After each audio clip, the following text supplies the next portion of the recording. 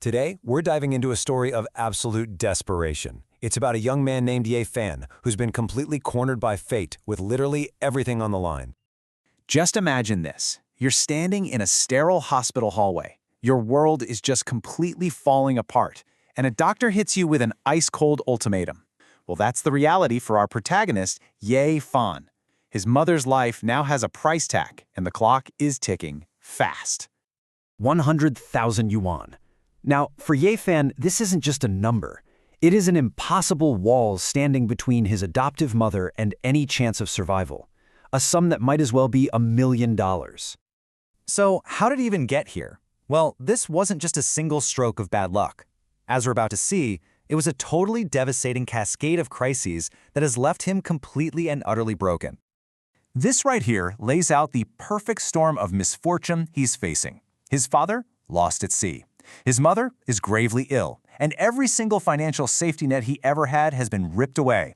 He even put himself through a humiliating marriage just to pay off earlier medical bills. But that's over now. He has, quite literally, nothing left. So when you're at rock bottom with nowhere else to turn, what do? Ye Fan decides to swallow his pride and seek help from the one place he feels like he should be able to count on, his family. But this is the response he gets.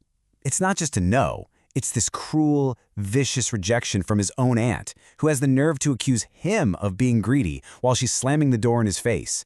The betrayal is just staggering. And this is where the dominoes really start to fall. It's not just one rejection, it's everyone. His other relatives actually threaten to call the police on him. The landlord is ready to throw his sick mother's things onto the street. Loan sharks are hounding him with calls, and his own wife? She hangs up on him. From her vacation in the Maldives, he is utterly, completely alone. He's got one final, desperate option left, and it leads him to a bar owned by his ex-girlfriend, Yuan Jing. But this isn't just any bar. For him, it's a monument to his past failures, funded by the very man who stole her away from him.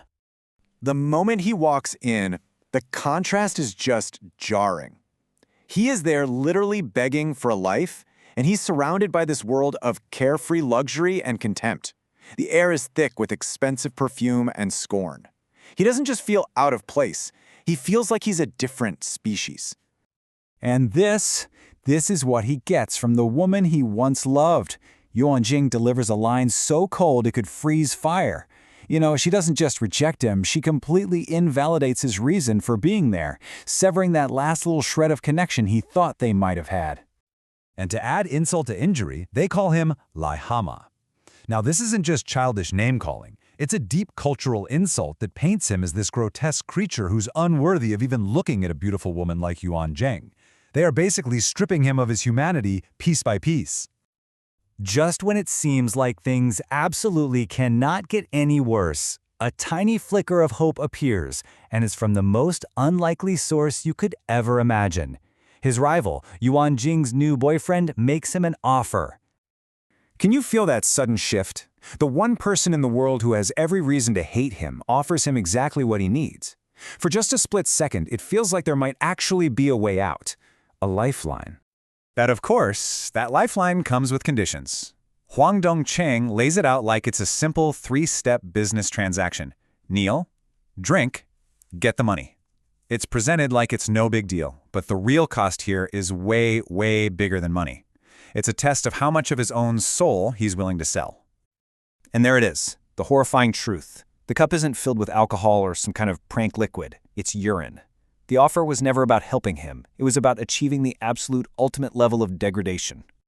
At this point, Ye Fan has been pushed past his breaking point. He's faced rejection, scorn, and now this inhuman demand. But something inside of him finally snaps, and it leads to a climax that nobody in that bar could have possibly predicted. He chooses defiance. He throws the cup, and all hell breaks loose. He's swarmed, beaten, and stomped on until he loses consciousness, the brutal price he has to pay for refusing to surrender his last ounce of humanity.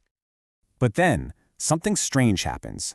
As he's lying there, broken on the floor, his blood starts to seep from his hand onto an old jade pendant that Yuan Jing had just contemptuously thrown back at him moments before. A forgotten keepsake, now right at the center of this incredibly violent moment. A flash of light emanates from the jade, unseen by the mocking crowd. His ordeal of despair may be over, but his story, well, it's just beginning. Which leaves us with one critical question. What power has just been awakened?